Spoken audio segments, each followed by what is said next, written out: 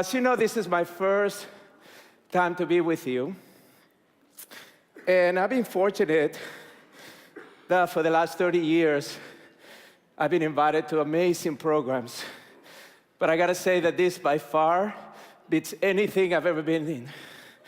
So I'm a little bit out of breath. And let me tell you why. Because when I go to a program, I look for that connection, that authentic connection.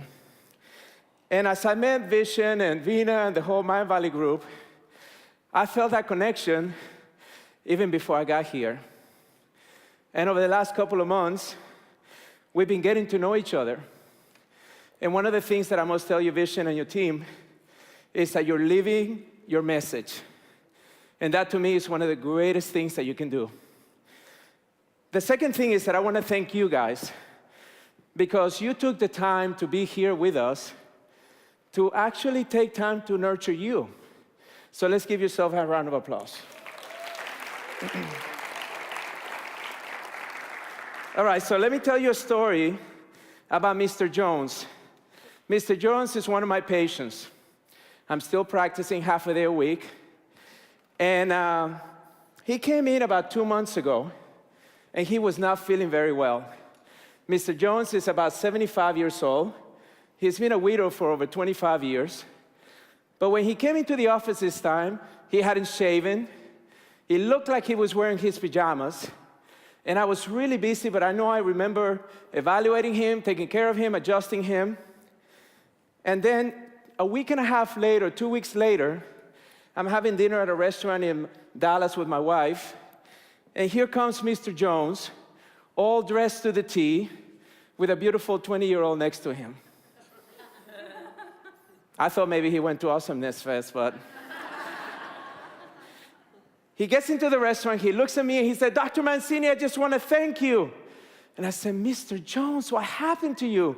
"Well, Dr. Mancini, don't you realize what you said to me has changed my life?" And I said, "Mr. Jones, what did I say to you?" He said, "You told me, have a hot mama and be cheerful." And I said, "Mr. Jones, that's not what I said. I said, you have a hard murmur, so be careful."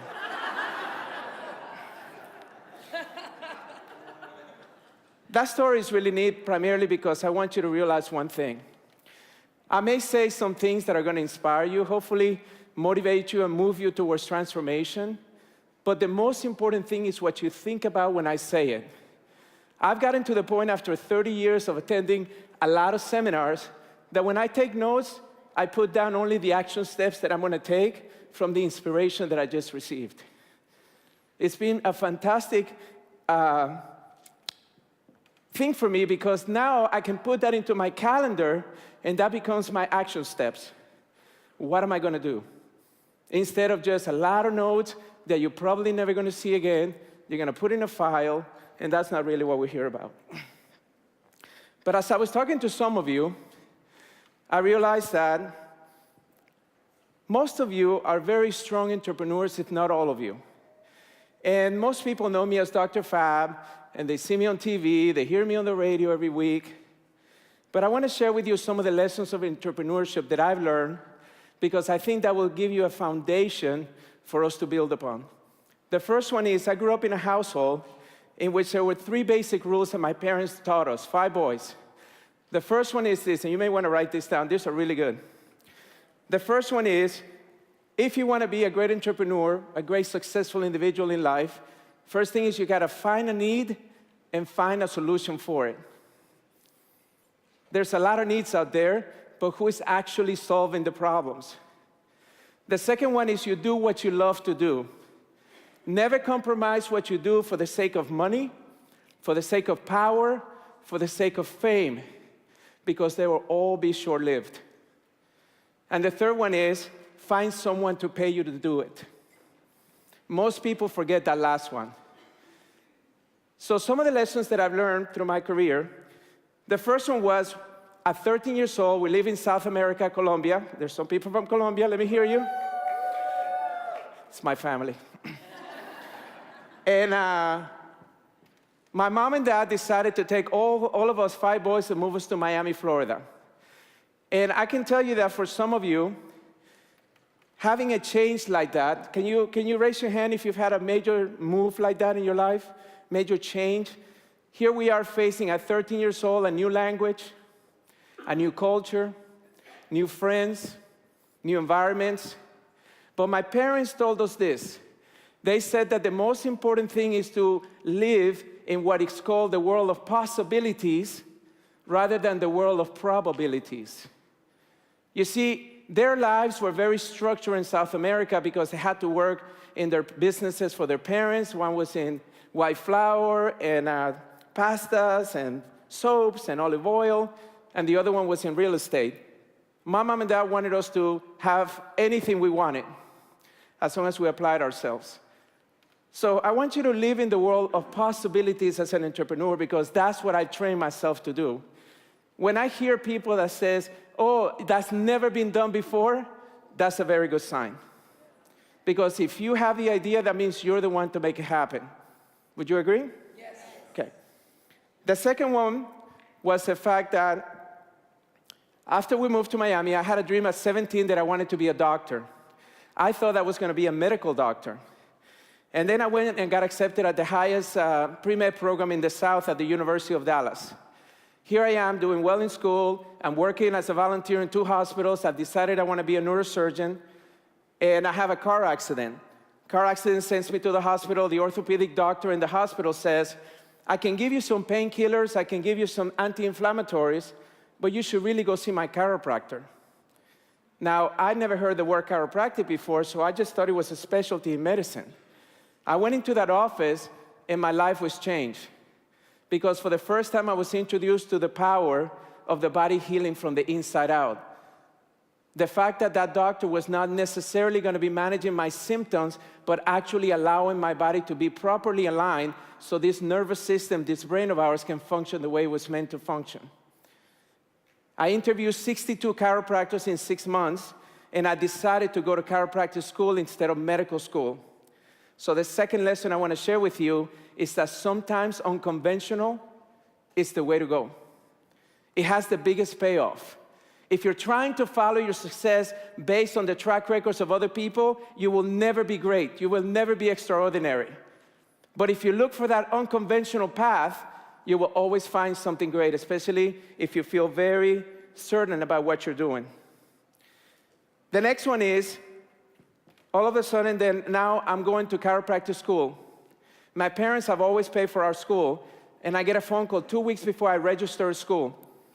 My mom says, your dad made some oil investments about 2 years ago. We've lost everything. Over $9 million of an investment, they lost everything. So she says to me, while we refigure here what we're going to do with the businesses and sell them or whatever, would you come home and go to the University of Miami? Maybe you can go to the medical school here. So I said to my mom, don't worry, Mom, I got this. Now imagine this, I'm the 4th kid in the family. I've never paid for education before. But I heard of something called financial aid in the United States. How many of you are from the United States? We don't have that in South America. So that means that the government lends you money for you to go to school, and then you pay it back once you graduate. So my roommate was getting financial aid. I go to the financial aid office, and they said, I'm sorry, you don't qualify. Your parents made too much money. It's going to be at least 2 trimesters before you can give you any money. So I looked at all of my possessions, and this is a real test. Sometimes you're going to be tested financially. I looked at all my possessions, and guess the only thing that I owned that had any value? It was a car that my parents gave me at graduation. Brand new car, worth $17,000. So I went ahead and decided I'm going to sell this car. Didn't tell my parents, but it's the only thing I own. I got $7,800 after 2 weeks of driving around trying to find someone to give me more than that. And I paid my first 2 trimesters with that money. Then I graduated, and I'm in practice, right? I mean, I want to go into practice. I realized that I got $1,000 in the bank account, but I want to go into practice, so I go into an executive suite. That means you pay month to month, and that's it. So it was less than $500 overhead. In my first month, we profited $3,800. Within the first year, we were almost at $500,000, and then it kept growing from there. So the third lesson is this: you are your greatest investment. I can't tell you how many times I've seen that in successful people, that they put their money in other things that have nothing to do with their passion and their purpose in life. When you're tested, and right now you may be having right now a difficult decision to make, am I going to invest in me or am I going to give up my dream? I'm saying please invest in yourself. It's the greatest investment that you'll have. And then the last lesson was that once I went through school, I graduated. For 10 years, I had one of the biggest practices in the United States. And then I get a phone call from the school that I graduated from, where my mentor was the founder. He passed away, and the board said, we want you to be the next president. I said, I don't have any idea of anything in education. In the United States, the average new president of a college or university is 55 years old. Here I am, 31 years old.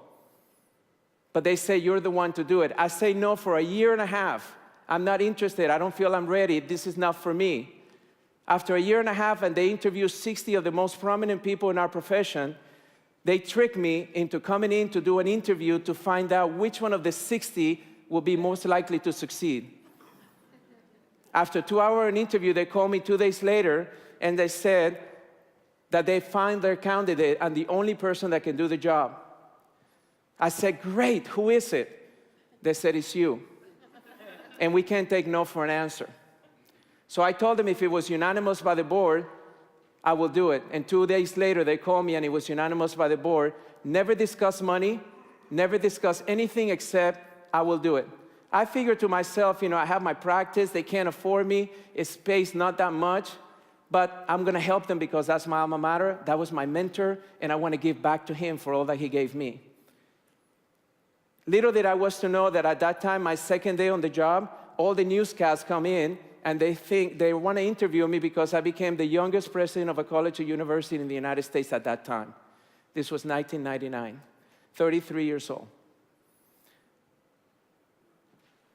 As I'm then building this institution, which at that time, it was losing over $2 million in operational budget. It had millions of dollars in debt. It had buildings that needed to be remodeled. We had 1,200 students, and now we're down to 500. And when I get there, I find out that 350 of them had already requested to transfer to another university in a couple of months. That's a lot to handle at 33 years old. But I do what I always do. I make a commitment to something, and I follow through. I went around and told every student, just watch what I do. Trust in me. We're going to build this thing, and we're going to be just fine. I had to let go of 117 people my first month there because they were losing so much money because they were still operating like if they had 1,200 students. And it didn't make any financial sense. Within 1 year, we turned it around and we profited $700,000. And we got them completely out of debt. Within the next 10 years, we put $42 million in the bank and we remodeled every building. We broke all the accreditation records. We had 2 perfect accreditations, which hadn't happened in 33 years in the United States. All because you follow that purpose. And then as I'm doing this, I have a couple of friends of mine called Jack Canfield and Mark Victor Hanson. How many of you have heard of them? They're the founders of Chicken Soup. So we're lecturing in Las Vegas, and Mark invited me to dinner. And I said, Mark, how come you don't do a chicken soup book for the chiropractic soul? He said, Fab, we've had over 10,000 people request that from us. And I said, why haven't you done it? He said, because we haven't found anyone that's willing to commit to do it right. And here I go again. What if I do it? So what I did is that I went ahead and agreed to do that book. I went back home that next week. I emailed 300 chiropractors that were the most successful ones that I knew. And I asked them to introduce me to their patients that had tremendous results. And asked them if they will make that introduction so I could ask their patients to write me a story for Chicken Soup. We did that book in 3 months. Out of 550 million books that Chicken Soup has sold, that book was the fastest they've ever done out of 180 titles. 3 months. We put it together in 3 months. And then what I did is that I said, okay, how am I going to market this? And I realized that in many states in the United States, you cannot advertise testimonials of your patients. It's against the law. So I said, here we have a great third party that has emotional stories. Why don't I go ahead and then use that and teach chiropractors to give that book to every one of their patients, and then ask them which story inspired you, and that way they're going to think of someone in their lives and they get new patients from it. Within 2 years and 10 programs, we never took it to the bookstores, we sold 376,000 copies. So the lesson there is this. Sometimes in life you're going to be confronted with a decision that's bigger than you. I have found that as an entrepreneur, I don't grow unless I get out of my comfort zone. Would you agree? Yes. And feel free to say yes, yes, because we love Lisa Nichols. Yes. So I want you to understand that it's okay to get outside of your comfort zone and go ahead and put a plan together to go ahead and fulfill whatever came to you. If something comes to you, that means that you are the person that's actually designed to make that happen. And then the last thing that happened was, as I was going through this, then I write this last book called The Power of Self-Healing. So one of my patients for 14 years have been Dr. Phil. How many of you have seen that show? It's the #1 TV show in daytime in America. And he's a psychologist. So I write this book and I send it to him and his wife as a gift. He called me 2 weeks later and said, I love the book, I want to have you on my show. Now, I have never done national television. And this is the #1 show, 14 million viewers. So he puts me on the show, and I could have said no, or I could have said yes, right? Yeah. I said yes. Because when offers like that come to you, you don't hesitate. You just get ready and you do it. So I went on that show, and because of that, this book became an international bestseller. It's in 8 languages right now. The paperback just came out, and it's going to go into 22 languages. So who would like this book? So the next lesson in entrepreneurship, whether you want something or not, is whoever moves first gets it, right? So who wants this one? Okay. So that leads me to the topic today. Was that helpful?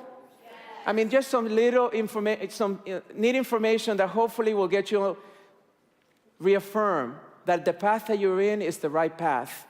Listen, I promise you this. You will not be attracted to an energy like this unless you were meant to be part of it. Would you agree with me? Yes. Yes. I mean, I never expected to meet amazing people like you, right? I wasn't expecting that because I have never been anywhere where I found people like you. The reason that I'm so enrolled in this vision of Awesomeness Fest, the reason that I'm here, the reason that all of us are here is because we all want to grow, right? We all want to do better. So if we want to do better, where do we go to be nurtured and to be reaffirmed that we're in the right path? Because most of us are surrounding ourselves with people that are doubting our potential. Are you there? Yes. That happens to all of us, whether personally or professionally. So the topic of self-healing is my last 25 years of researching all the different modalities and what really helps us heal from the inside out. But this is what I've learned. Is that we have been sold a lie. We have been sold a lie that says that our bodies only heal from the outside in. That unless I take this prescription, unless I get this injection, unless I get this surgical procedure, my body cannot heal naturally. I have found that to be absolutely opposite to the truth. The truth is that the only thing that heals is the body itself. The truth is that your body was designed to heal everything known to man, and every condition known to man has healed at one point or another somewhere in the world. But why doesn't it do it all the time? That was my question. I wanted to know why. So I became a chiropractor by profession, then I studied acupuncture, then I started studying all the healing arts, energy medicine, nutrition, everything. And I started understanding that there was so much to the story that I was never told in school. And that's what I want to share with you right now. I want to share with you that the reason that this system is broken, and I'm talking about the healthcare system, is because we have a sick care system. We don't have a healthcare system. The only time you come into the healthcare system is when you already have symptoms. Symptoms are the alarm of the body, just letting you know, hey, I need some help because you're not taking care of me. So I want you to understand that once you enter that system, you're already past many of the opportunities where you could actually have helped yourself heal. The truth is the fact that we are bankrupt. Did you know that in the United States, Harvard University did a study 2 years ago that over 50% of personal bankruptcies were because of health issues? 50%, over 50%. Did you know that Starbucks spends more money on healthcare than they do on the coffee that they sell you? That's happening to most companies out there. The healthcare crisis is all over the place. We're spending about $7,000 for every individual of the family to be able to have healthcare. Now, I know some of you are coming from systems that are systems that the government pays for your healthcare. What I'm here to tell you is that no one can take care of your health except for you. And if you continue to wait that way, then let's look at the statistics. Over 80% of our healthcare problems are chronic illnesses, that the cause of the chronic illnesses is our lifestyle choices. Our lifestyle choices. So what I did is that I wanted to share with you a couple of the models that are changing the way that medicine is going to be in the future. I'm going to share with you 3 models that you're going to be hearing, and I want you to understand these words because you're going to be seeing a lot more of them in the writings and the articles and the interviews that you're going to be seeing out there.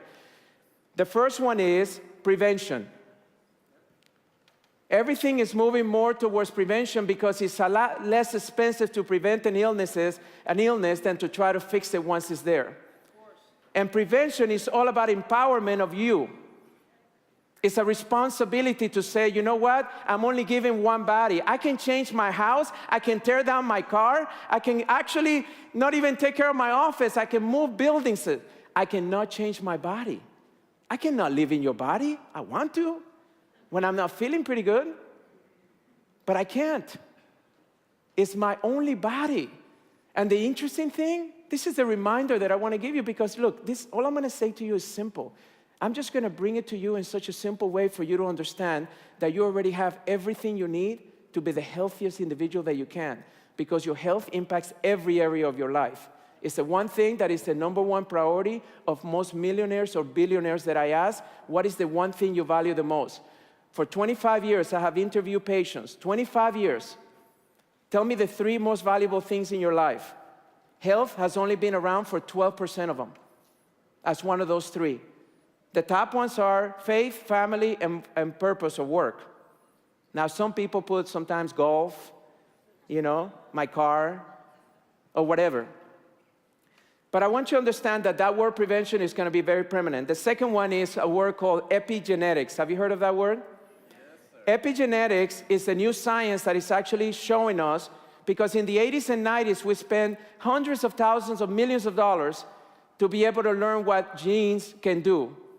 And now the new science is saying that the genes are only a predisposition. That means that only has the ability to express itself in a certain way. If your father was bald and you feel you're going to lose your hair, you only have a predisposition of doing that. If your mother had breast cancer, you only have a predisposition of doing that. Epigenetics is a science that is teaching us that the environment around the cell actually changes the gene within the cell. That means that no longer are you susceptible to the illnesses of your history. See, as a doctor, they train us that the first thing we do is we're going to take a history. We want to find out if there's heart disease in your family, if there's cancer, whatever. Nowadays, you don't have to, but guess what? What you do have to understand is that if you continue to think the way that your parents thought, and if you continue to behave that the way they did, chances are you're going to have that gene be activated, and that's what you're going to end up like. So epigenetics, pay attention to that word. That just brings awareness to our environment. And the last one is a neurology word called neuroplasticity. How many of you have heard that word? Neuroplasticity is actually changing the way that we actually view ourselves. Because for many years we have known things like meditations were very effective. But now we actually have science that says that when you visualize something, right? When you visualize something, when you get that feeling of something, that actually creates new pathways in your brain, new neurons, new synapses, and now we can actually see them on a scan. So I want everybody right now to please close your eyes. And I want you to just breathe in and out. And I want you to envision being in a race. How many of you have ever done a race before, whether it's 5K, 10K, 25K? Okay, perfect. So just pretend that if you've never been on a race, you're on a race. Now, the largest race in the world is the New York Marathon. It has over 55,000 people racing, over 55,000. But the race that we're going to go on a journey right now, it's got 300 million people running it, right? That race, you're one of those 300 million. And you're right now looking around, just seeing all the people around, and everybody wants that prize at the end. And you're going to be running, and you're going to be rushing, everybody competing, pushing around and everything, but no, you're going to be there. So what I want you to understand is this. You're an individual like no one else. Your body was created in a perfect state of being. It's up to you to nourish that. It's up to you to protect that.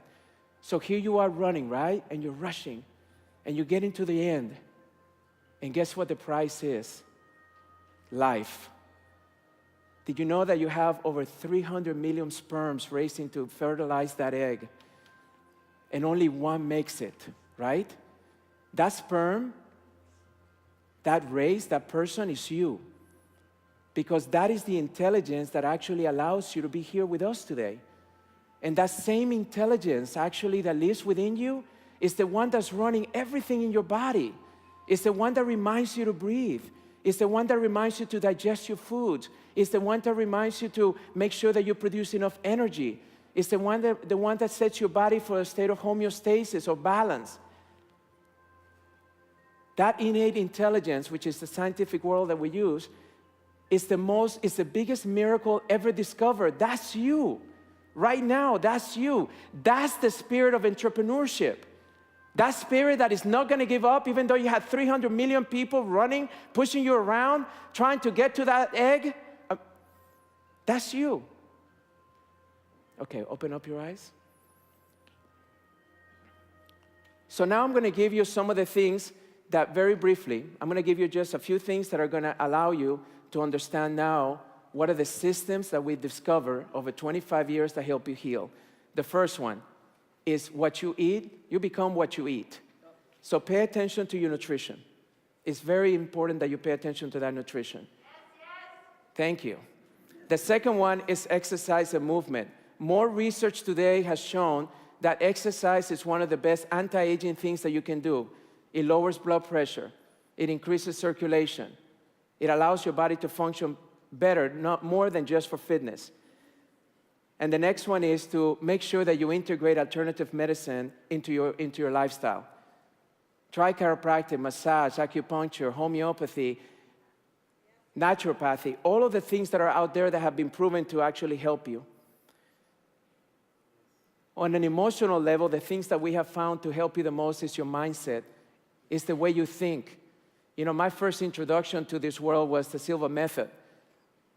And I started at 19 years old. Thank you, Laura. But I want you to write this down. There are 3 emotions that actually help you heal faster than anything else. The first one is forgiveness. The second one is gratitude. And the third one is love, especially unconditional love. And the last one is your spiritual self-healing. This is a self-healing method system that I'm sharing with you. And that is meditation.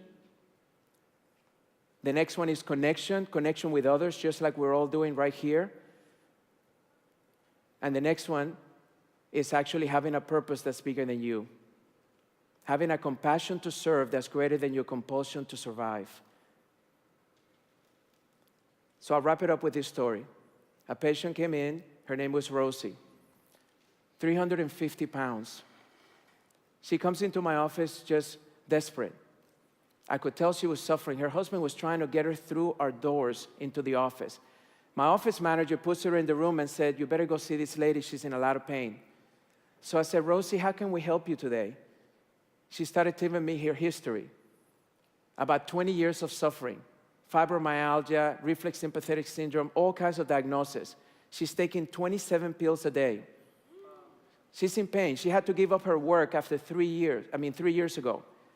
Her husband and her are not getting along because she can't be the wife she wants to be. Every time he gets close to her, she pushes him away. She's sleeping an average of 2 hours a night. Rosie is having a difficult time. I accepted Rosie as a patient because I believe that that power, that intelligence that I told you about, can create miracles if we expect miracles. So I began to teach her how to love herself, even though she was only looking at herself as a disease. I began to teach her how to begin to look at herself as this amazing individual that she really is.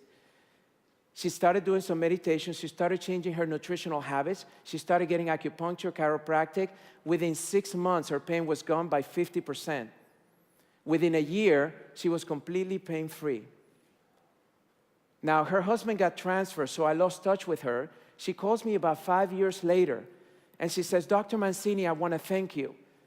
And I said, Rosie, you've already thanked me so much. You refer so many patients. You're always so nice. You're always on time. You always pay on time. He said, Dr. Mancini, I want to thank you. You know that I have my life back because of chiropractic, because of you. You know, right now, I lost over 200 pounds since you last saw me.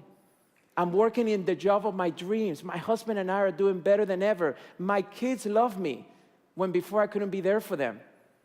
But Dr. Mancini, I'm calling to thank you for saving my life.